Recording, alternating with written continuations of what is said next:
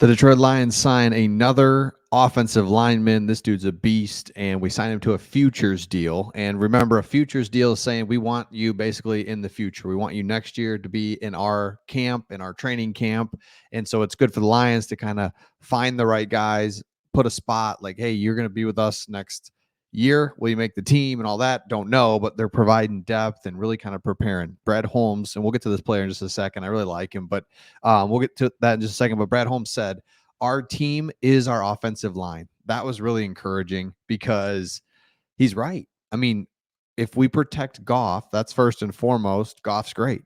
Run the ball, stop the run. Football 101. It will always be that way. And that's why football, as much as it evolves, stays it stays football because of a few physical elements that are there, right? You see it in other sports where like baseball, they can't change baseball. They don't want to for number one, but number two, if it evolves too much, then it's not baseball anymore. It's like wiffle ball. Like put a player on second starting in the seventh inning. Well, but then, and it's just constantly weird where football can evolve and do all kinds of different things, sky cams and move the extra point back. You can do all these things on the outside because the essence of football is still physicality, run the ball. So your offensive line and defensive line have to be really good. So let's look at it. So far, they signed a couple futures contract to Michael Neese and Matt Fortnoy alongside our guys. Remember, Frank Ragnow, it's probably won't retire, but he's got some bad injuries. That foot injury, that toe injury is really bad.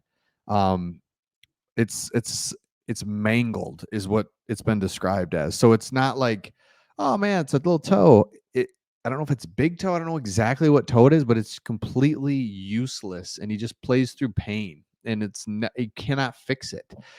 So it's like, oh, geez, Jonah Jackson, unrestricted free agent. He could go anywhere. Graham Glasgow, need to get him back. Vitai's probably gone. I mean, he's been on injured reserve for 4 years in a row. So what do the Lions do? They go out and they get a young. That's what the key to this. A young offensive lineman, meaning, right? Is he a star? No, if he was a star, he would be on a team. But he's a former 6th-round pick. And let's take a look at this guy. He was with the Raiders and also with the Broncos, and he's 24 years old. And over the course of 3 seasons in Denver, he started 4 games, 2 at left guard, 2 at right guard, made an appearance in 20 games. So he's an interior offensive lineman, is exactly what we need.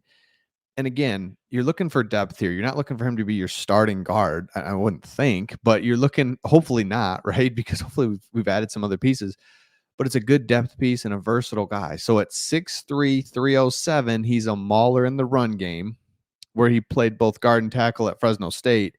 He helped produce an effective run game for the Bulldogs, who averaged 155 yards in 2017. However, his college was marred by injuries, including 2 season-ending Achilles injuries in 16 and 18. So this guy's gone 16 and 18. Then he gets drafted in 2020, COVID, in and out. So it could be a thing of just hasn't had a spot, right? So we just talked about it. Jonah Jackson, Graham Glasgow, Vitae, all unrestricted free agents. Glasgow we'd expect would be back, but he's not young. I mean, he's like 34 or something like that. So this is a big deal to get him back. Another thing, Lions signed former 3rd-round wide receiver Traquan Smith. Now, again, this is a wide receiver from the Saints, so maybe Dan Campbell's got some history with him. Don't know, but love it. And I don't know if this is a futures deal or not. Let's take a look here. The Lions are likely familiar with Smith, who was a 3rd-round pick in 2018. Dan Campbell was there. So was Aaron Glenn. So they're familiar with this guy. Love it. His best statistical year was 2020. He caught 34 balls for 400 yards and 4 touchdowns. So not, he's in. I mean, he's in. He can catch the ball and 4 touchdowns. That's great. For the most time with the Saints, he was either wide receiver 3 or 4. And in 2023, he spent most of the year on the practice squad. So again, you're looking for, can this person provide depth? Can they make the team and be a good depth piece? And can we trust them to do more than that? I don't know, right? It's just like, we'll see. But we want to get you in and get you on the team and see. So he's at 6'1", 4'5" speed. So he's not tall, he's not fast. Yeah, I mean, not that's okay. 4'4", call it 4'5", 4'5", whatever. Detroit has decent depth at the receiver position, but it's interesting because receiver just keeps coming up. And the reason that is because the receiver position is so impactful. You see it with Jamison Williams. I mean, you see it with Amon-Ra St. Brown.